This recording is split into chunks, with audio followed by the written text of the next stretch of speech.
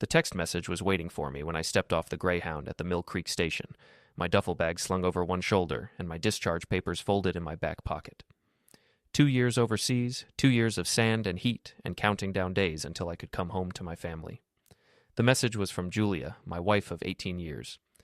I've changed the locks. The kids don't need you anymore. Move on. Before we dive deeper into this story, I have one small request. Please subscribe, drop a like, comment, and hit that hype button to boost this channel so more people can discover these incredible Reddit stories. I stared at the screen for a long moment, watching the autumn rain streak down the grimy bus station windows. The old mill town looked exactly the same as when I'd left. Peeling paint on the row houses, broken streetlights, that perpetual smell of disappointment hanging in the air like fog off the Penobscot River. Understood, I typed back, then added a smiley face emoji just to be a smartass. My name is Danny Kellerman, and I've always been underestimated. At 42, I'm built like a middleweight boxer who's taken too many hits but keeps getting back up. Graying hair, hands scarred from 20 years of construction work, and a face that's seen better decades. Julia used to say I looked like trouble in a flannel shirt. Apparently, she'd developed different tastes. I walked the 6 blocks to what used to be my house, a modest 2-story colonial that I'd spent every weekend for the past 5 years fixing up. New roof, rewired electrical, refinished hardwood floors. The place still smelled faintly of sawdust and the dreams I'd hammered into every board. Sure enough, the locks were changed. I could see through the front window that the family photos were gone from the mantel, replaced by those generic motivational quotes you see at suburban yoga studios. Live, laugh, love, in cursive script where our wedding picture used to sit. My phone buzzed. A text from Ben, my 14-year-old son. Dad? Mom said you weren't coming back. She's at the gym with Travis again. Travis. I knew that name. Travis Brennan, local real estate hotshot who drove a BMW and wore his shirts 2 sizes too small to show off his gym muscles. The kind of guy who called everyone buddy and had never worked a real job in his life. I texted Ben back, meet me at Murphy's Diner in an hour. Come alone. Then I called my old commanding officer, Lieutenant Banks, who'd transitioned into civilian life as a legal consultant. We'd kept in touch, and I knew he owed me a favor from Kandahar. Danny boy, Banks answered on the second ring. Welcome home. How's married life? Complicated. I need a lawyer who specializes in family court, someone who plays dirty. That bad, huh? Give me 24 hours. Thanks, LT. Oh, and Banks? Make sure whoever you find understands that I don't lose.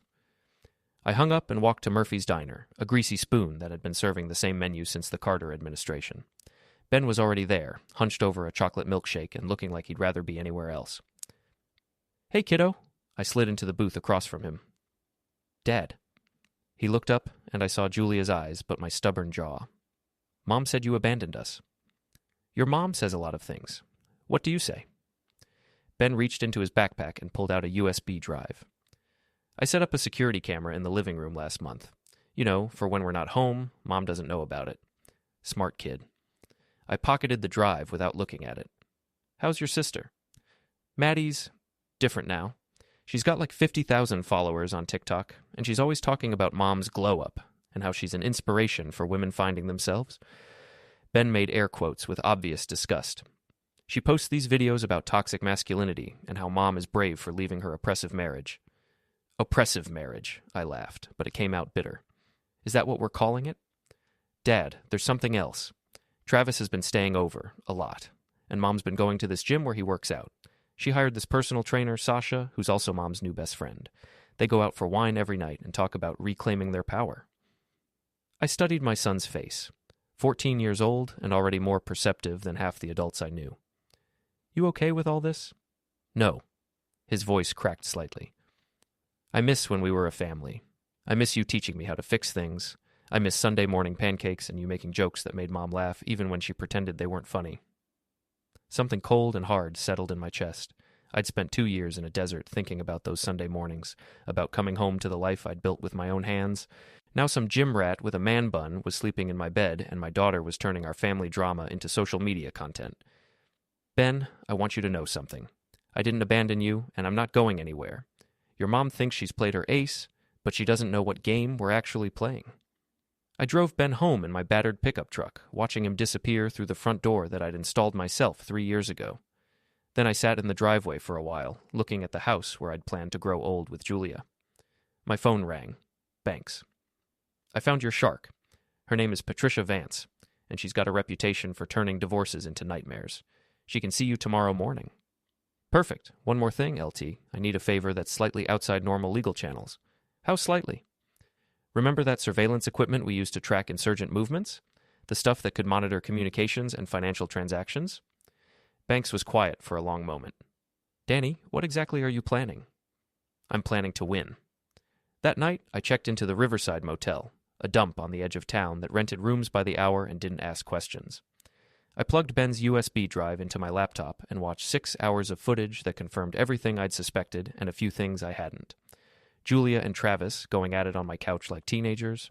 Julia and her friend Sasha planning what they called my liberation while drinking wine that I'd paid for.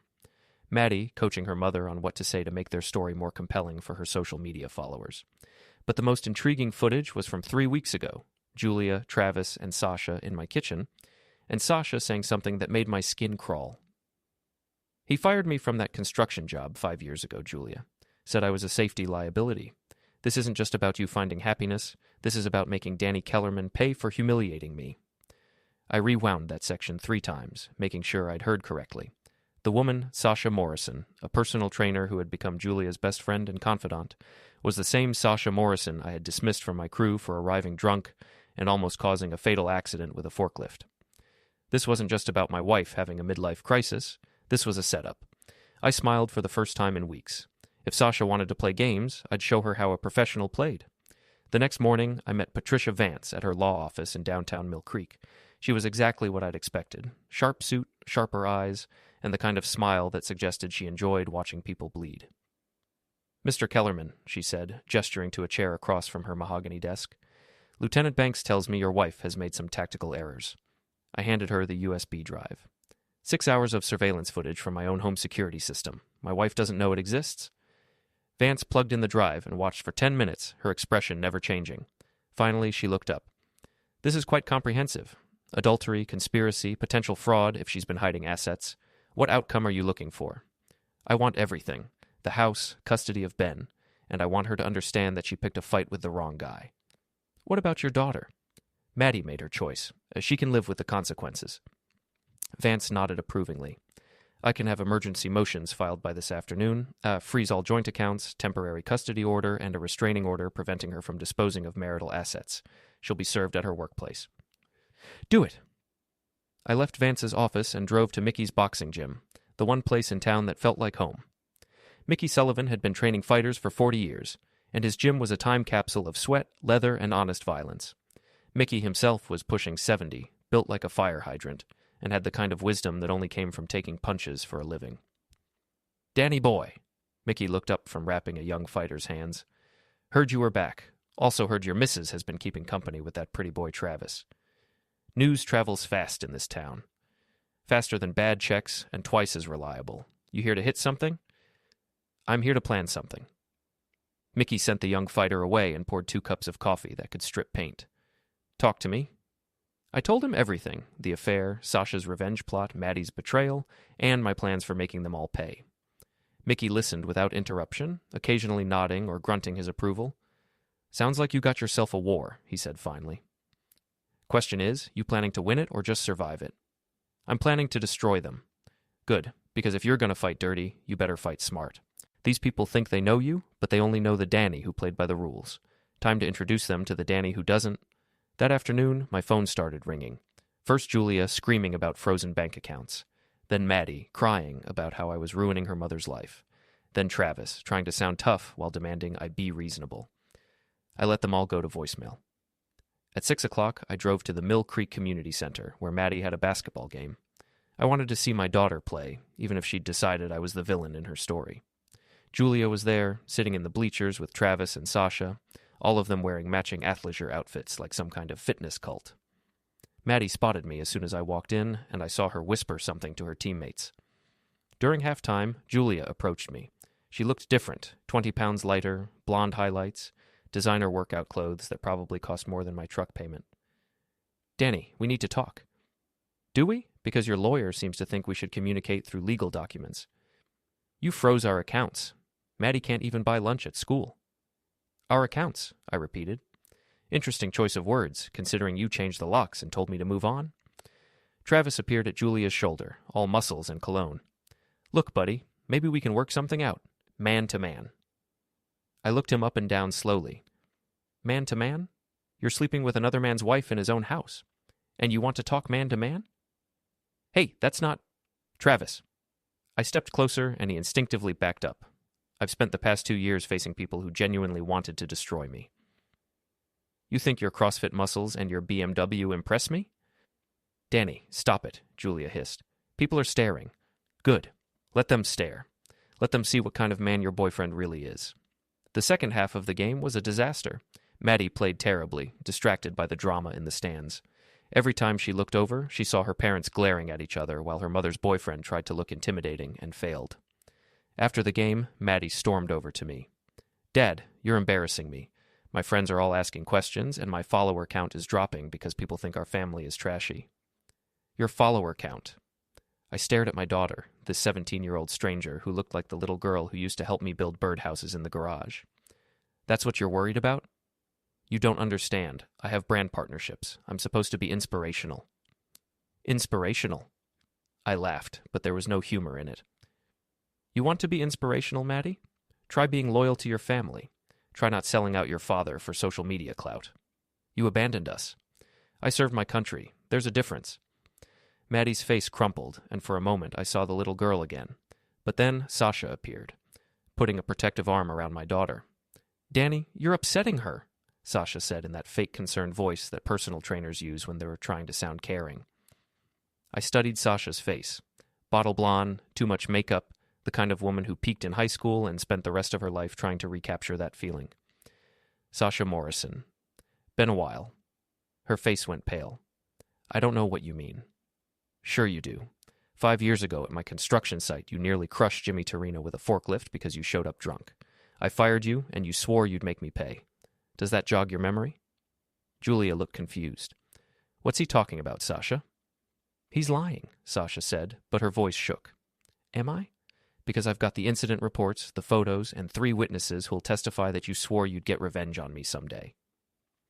I pulled out my phone and showed them a photo I'd taken from my old files, Sasha, drunk and belligerent, being escorted off my job site by security. You orchestrated this whole thing, I continued, loud enough for other parents to hear. You manipulated my wife into having an affair, turned my daughter against me, and convinced my family that I was the problem. All because I fired you for being a dangerous drunk. The gymnasium had gone quiet. Parents were staring, kids were pulling out their phones, and I could see Maddie's face cycling through confusion, embarrassment, and dawning realization. That's not true, Sasha said, but she was backing away. Isn't it? Julia, when did Sasha first suggest you needed to find yourself? When did she introduce you to Travis? When did she start telling you that you deserved better than your blue-collar husband? Julia's mouth opened and closed like a fish. I could see her replaying conversations, remembering suggestions that had seemed spontaneous, but now looked calculated. You used my family to get back at me, I said, stepping closer to Sasha. You destroyed my marriage, turned my daughter into a social media prop, and convinced my wife that she was unhappy. All for revenge. Sasha's composure finally cracked. You humiliated me. You made me look incompetent in front of everyone. You were incompetent, drunk, and you could have seriously injured someone. The crowd was murmuring now, and I could see phones recording everything. Maddie looked like she wanted to disappear. Julia was staring at Sasha with growing horror, and Travis was slowly backing toward the exit. This isn't over, Sasha snarled. You're right, I said. It's not. The video of our confrontation at the basketball game went viral within hours. Not nationally viral, but Mill Creek viral, which meant everyone in town had seen it by morning. Maddie's carefully curated social media presence crumbled overnight as her followers realized they'd been watching a family destruction orchestrated by a vengeful drunk. I woke up in my motel room to 17 missed calls from Patricia Vance. Danny, whatever you did last night, it worked, she said when I called her back. Julia's lawyer wants to negotiate. Apparently she's been fired from her law firm. Fired? For what? Turns out she's been lying on her resume for 3 years. Claims she graduated from Harvard Law when she actually got her degree from Suffolk. Her boss found out this morning and cleaned out her office. I hadn't even known about the resume fraud, but I wasn't about to look a gift horse in the mouth. What else? The video from last night is everywhere. Local news picked it up. Julia's being portrayed as the victim of a manipulation scheme, but she's also the woman who cheated on her deployed husband. Public opinion isn't exactly on her side. And Travis? Funny you should ask. His real estate license is under review. Seems someone sent an anonymous tip to the state board about him using his position to seduce married clients. They're investigating 3 other cases. I hadn't sent that tip, which meant Travis had more enemies than just me.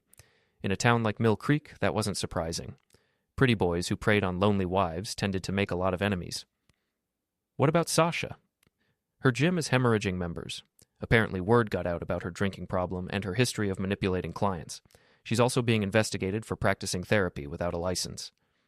She was practicing therapy? According to several complaints filed this morning, she was providing marriage counseling and psychological advice to her personal training clients. That's illegal without proper certification.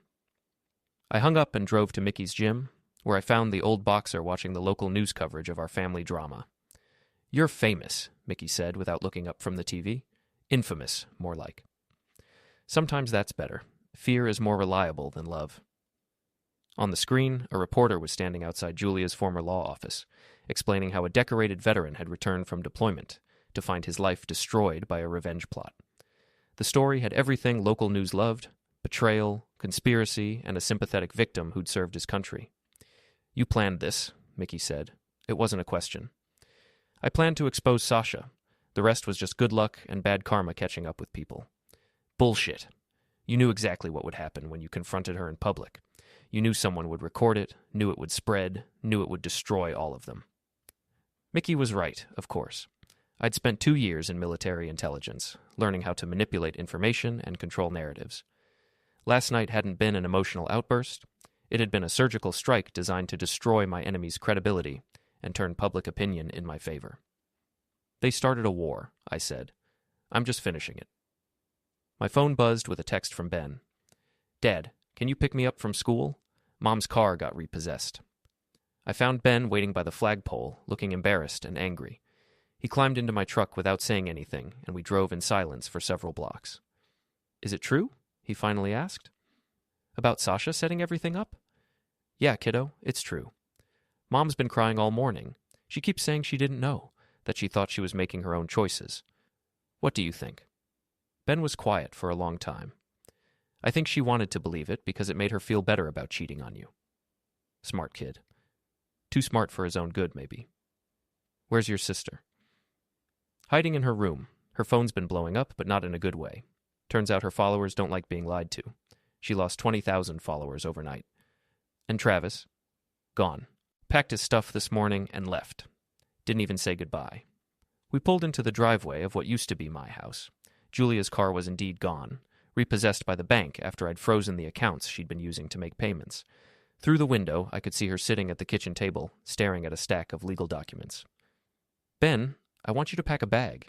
You're staying with me for a while." "What about Mom?" "Your mom made her choices. Now she gets to live with them." Ben went inside to pack, and I sat in my truck, watching Julia through the window. She looked older, smaller, like someone had let the air out of her. For a moment, I almost felt sorry for her. Almost. My phone rang. It was Sasha. "You bastard," she said without preamble. "You destroyed my life. You destroyed mine first. I'm just returning the favor. I lost everything. My gym membership is canceled, my apartment lease is being terminated, and my car was vandalized." "Karma's a tough one, isn't it?" "This isn't over, Danny. I'll find a way to... To what? You've got no job, no money, no credibility, and no friends. What exactly are you going to do to me that's worse than what you already did?" She hung up without answering. Ben came out with a duffel bag and climbed back into the truck. As we drove away, I saw Julia watching from the window, her face streaked with tears. "Dad?" Ben said as we pulled into the motel parking lot. "Are you going to forgive her?" "Forgiveness is earned, son. Your mother hasn't even started trying to earn it." That night, we ordered pizza and watched a movie in my motel room. It wasn't the life I'd planned, but it was honest. No lies, no manipulation, no hidden agendas. Just a father and son figuring out how to rebuild their relationship. But I wasn't done with my revenge, not even close. 3 weeks later, I had everything I needed to destroy what remained of my enemies' lives. Patricia Vance had worked her legal magic, securing me temporary custody of Ben and a favorable settlement that left Julia with almost nothing. The house was mine, the business was mine, and the kids could choose which parent they wanted to live with. Ben chose me. Maddie was still deciding. But legal victory wasn't enough. I wanted them to understand the full consequences of their betrayal. I wanted them to feel the same helplessness I'd felt when I came home to find my life destroyed. So I planned one final confrontation. I rented a cabin on Lake Penobscot, an isolated place where my family used to vacation when the kids were young. Then I sent identical messages to Julia, Sasha, Travis, and Maddie. If you want to understand what really happened to our family, meet me at the cabin Saturday at noon. Come alone. This is your only chance to hear the truth. I knew they'd come. Julia because she still hoped for reconciliation, Sasha because she couldn't resist another chance to attack me, Travis because he was too arrogant to stay away, and Maddie because she was 17 and curious. Saturday morning, I arrived at the cabin early and set up hidden cameras in every room. Not for blackmail, I wasn't that kind of man, but for protection. I wanted witnesses to whatever happened next. Julia arrived first, looking nervous and hopeful. She'd lost more weight, and her designer clothes hung loose on her frame. "Danny," she said, climbing the cabin steps. "Thank you for this. I know we can work things out if we just talk." "Can we? Because last time we talked, you told me the kids didn't need me anymore." I was angry. Sasha was in my head, telling me things, making me think. Making you think what? That I was holding you back? That you deserved better than a blue-collar husband who loved you? Julia's eyes filled with tears. "I know I made mistakes. But we can fix this. We can be a family again." Before I could answer, Travis's BMW pulled into the driveway. He got out slowly, looking around like he expected an ambush. Behind him came Sasha in a beat-up Honda, and finally Maddie in the Uber I'd paid for. "What is this?" Travis demanded as they all gathered on the cabin porch. "Some kind of intervention?" "Something like that," I said. "Everyone inside. We're going to have the conversation we should have had months ago." The cabin's main room was exactly as I remembered. Rustic furniture, stone fireplace, windows overlooking the lake where I'd taught my kids to fish. Now it felt like a courtroom. "Sit," I ordered, and something in my voice made them all comply. I stood in front of the fireplace, looking at the 4 people who'd destroyed my life. "Let's start with the truth. Sasha, tell them why you really befriended Julia." Sasha's face was defiant. "I don't know what you're talking about." "Sure you do. Tell them about the construction site. Tell them about the forklift. Tell them about the revenge you've been planning for 5 years." "Sasha?" Julia looked confused. "What's he talking about?" "He's lying," Sasha said, but her voice shook. I pulled out my phone and played a video I'd recorded at Mickey's gym the night before. Sasha, drunk and bitter, confessing everything to a bartender who happened to be Mickey's nephew. "I destroyed his marriage," Sasha's voice said from the phone speaker. "Made his wife think she was unhappy, introduced her to Travis, turned his daughter against him. He fired me, humiliated me, so I returned the favor." The room went silent. Julia stared at Sasha with growing horror. Maddie looked like she was going to be sick, and Travis was edging toward the door. "You used me," Julia whispered. "You wanted to be used," Sasha snapped, her composure finally breaking. "You were miserable in your little suburban life with your boring husband and your job. I just gave you permission to do what you already wanted to do." "That's not true. Isn't it? You couldn't wait to get rid of him. You changed the locks before he even got home from deployment. You were ready to throw away 18 years of marriage for a guy you'd known for 3 months. Julia turned to Travis, who was trying to look invisible. "Is that true? Were you part of this?" Travis held up his hands. "Hey, I was just having fun. I didn't know about any revenge plot." "Fun," I repeated. "You were having fun destroying my family." "Look, buddy, your wife came on to me. I'm not responsible for your marriage problems." That's when I snapped. I crossed the room in 3 steps and grabbed Travis by his designer shirt, lifting him off the couch and slamming him against the wall. He was bigger than me, younger, spent more time in the gym, but I'd spent 2 years learning how to hurt people efficiently. "You listen to me, you piece of shit," I said, my face inches from his. "You seduced a married woman whose husband was deployed overseas. You slept in my bed, ate my food, and poisoned my children against me. And you call it fun?" "Danny, stop!" Julia screamed. I ignored her, pressing my forearm against Travis's throat. "You want to know what's fun? Fun is watching your real estate career collapse because everyone in town knows you're a predator. Fun is watching you scramble to find a new job when word gets out about your other affairs. Fun is knowing that you'll never be welcome in this town again." Travis's face was turning red. "You're crazy." "Maybe, But I'm crazy with a dishonorable discharge from the Army for excessive violence, which means I've got nothing left to lose. I was lying about the dishonorable discharge, but Travis didn't know that. Dad, stop it! Maddie was crying now. You're scaring me. I released Travis, who collapsed to the floor, gasping. Good. You should be scared. All of you should be scared. I turned to face my daughter. Maddie, you want to know what's scary? Scary is coming home from war to find your own daughter has been making TikTok videos about what a terrible father you are. Scary is watching your child choose social media fame over family loyalty. I didn't know, Maddie sobbed. I thought Mom was happy. I thought you really had abandoned us. You thought what you wanted to think because it made a better story for your followers. I walked to the window, looking out at the lake where we'd spent so many happy summers. Here's what's going to happen. Julia, you're going to sign the divorce papers and accept the settlement. You'll get enough money to start over somewhere else, but not here. This town is done with you. Danny, please. Travis, you're going to leave Mill Creek tonight and never come back. If I see you anywhere near my family, I'll finish what we started here. Travis nodded frantically, still rubbing his throat. Sasha, you're going to check yourself into rehab and get the help you obviously need, and you're going to stay away from my family forever. And if I don't? Sasha asked defiantly. I smiled, and it wasn't a nice smile. Then I'll release the other videos I have of you, the ones where you're stealing money from your gym clients, the ones where you're selling steroids to high school kids, the ones where you're... Okay, Sasha interrupted. Okay, I'll go to rehab. I turned to Maddie last. And you, sweetheart, are going to decide whether you want to be part of this family or not. But if you choose us, you choose all of us. No more playing both sides for social media content. Maddie wiped her eyes. I choose you, Dad. I choose our family. Good. Then we can start rebuilding. I walked to the door and opened it. Everyone out except Maddie and Ben. This family meeting is over. They filed out slowly. Julia still crying, Travis limping, Sasha muttering threats under her breath. I watched them drive away, knowing I'd never see most of them again. Dad? Ben appeared at my elbow. Is it really over? The war is over, son. Now we get to rebuild. 6 months later, I was standing on the stage at the Mill Creek Community Center's annual Founders' Day celebration, looking out at a crowd of 500 people. I'd been asked to speak as this year's honored veteran, a recognition that would have been impossible before my very public family drama. Funny how destroying your enemies can make you a local hero. Friends and neighbors, I began, my voice carrying clearly through the PA system. When I came home from deployment last year, I thought I knew what I was fighting for. I thought I was fighting for my family, my marriage, my place in this community. The crowd was silent, hanging on every word. In the front row, I could see Ben and Maddie sitting with Mickey and Patricia Vance. Julia was nowhere to be seen.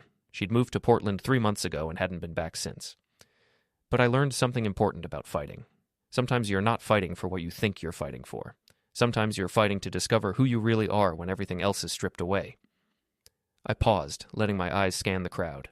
Near the back, I spotted a familiar face, Sasha, looking thin and nervous. She'd completed her court-ordered rehab but was still living in town, working at a gas station and keeping her head down. I learned that some people will smile to your face while planning your destruction. I learned that the people you trust most can betray you in ways you never imagined. And I learned that sometimes the only way to save your family is to destroy the lies that are poisoning it. More murmurs from the crowd. This wasn't the typical feel-good veteran speech they'd expected. But I also learned something else. I learned that truth has a way of rising to the surface, no matter how deep you try to bury it. I learned that loyalty is earned, not inherited, and I learned that sometimes you have to burn everything down before you can build something real. I saw Sasha start to move toward the exit, but the crowd was too thick. She was trapped. Some of you might think I'm the villain in my own story. After all, I destroyed my wife's career, drove her boyfriend out of town, and exposed a conspiracy that hurt a lot of people. But here's the thing about being the villain. Sometimes the villain is the only one willing to tell the truth.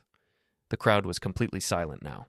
This had gone way off script from the patriotic speech they'd expected. Julia Kellerman, my ex-wife, was manipulated into destroying our marriage by someone who wanted revenge on me. Sasha Morrison, who's here tonight, orchestrated the whole thing because I fired her for being drunk on a construction site 5 years ago. I could see Sasha's face go pale as heads turned to look at her. Travis Brennan, who's no longer welcome in this town, was just a tool. A pretty face used to seduce a lonely woman whose husband was deployed overseas, and my daughter Maddie was turned into a weapon against her own father, used to spread lies on social media for someone else's entertainment. The crowd was buzzing now, people whispering and pointing. Sasha was pushing through the crowd, trying desperately to reach the exit. But you know what? I'm grateful.